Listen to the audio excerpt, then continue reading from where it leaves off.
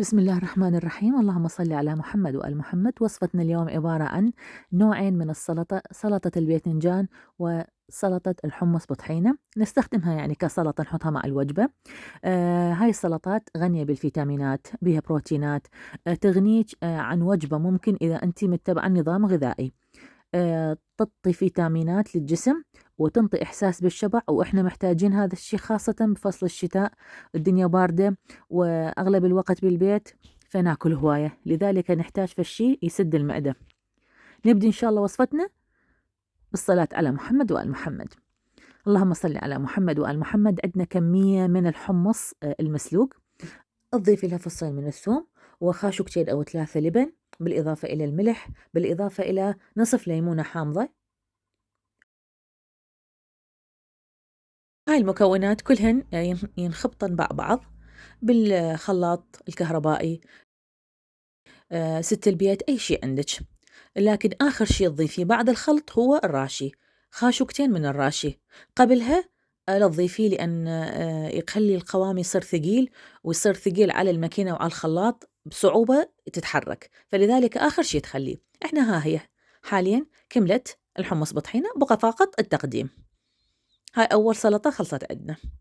طبعا تمزجين بشكل جيد. إذا أنا حطيت الراشي آخر شيء مزجته بهالشكل هذا، وبقت فقط التقديم. نجي على سلطة الباذنجان، نقطع الباذنجان بهالشرائح بهالشكل هذا اللي انت تشوفي، وباقي الخضروات اختيارية.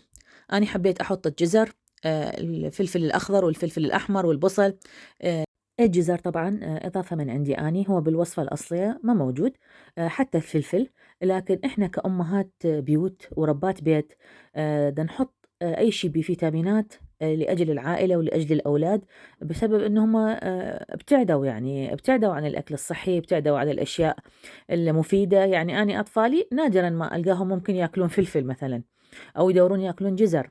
فلذلك الوصفات اللي هم يحبوها، يحبون سلطة الباذنجان، يحبون بعض الوصفات الثانية، أحاول أضيف لهم من عندي أني إضافة من عندي، مو بالوصفة إنه هي أحط لهم جزر، أضيف لهم فد مكون مفيد. طبعا هذا المكون بدون ما يتعرض للنار، يعني الجزر أحطه بشكل صحيح، بدون ما أحمسه، بدون ما، لأنه هيجي تكون الفائدة مالته كاملة.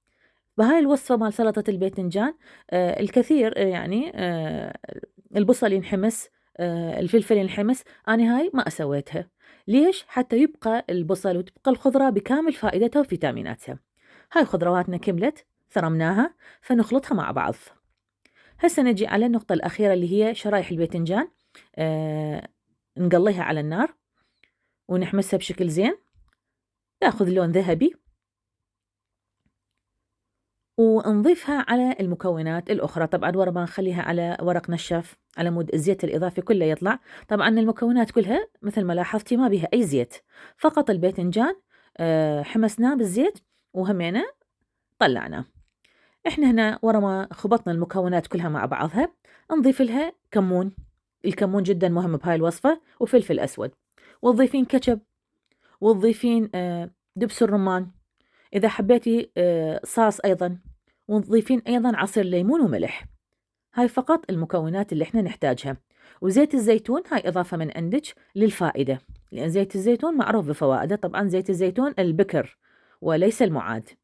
تخلطين السلطة وهاي صارت جاهزة وأطيب سلطة. وإذا تحبين أي شيء تضيفيه من عندك، تزيدين ملح، تقللي الملح، بعد هاي ذوقك أو ذوق العائلة.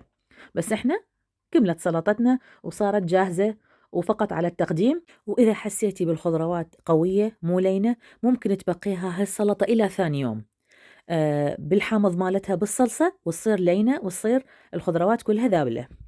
هاي التقديم مالتنا، وهاي سلطتنا الحلوة، وإن شاء الله ألف عافية علي جربها. أشكركم حبايبي لمتابعتكم.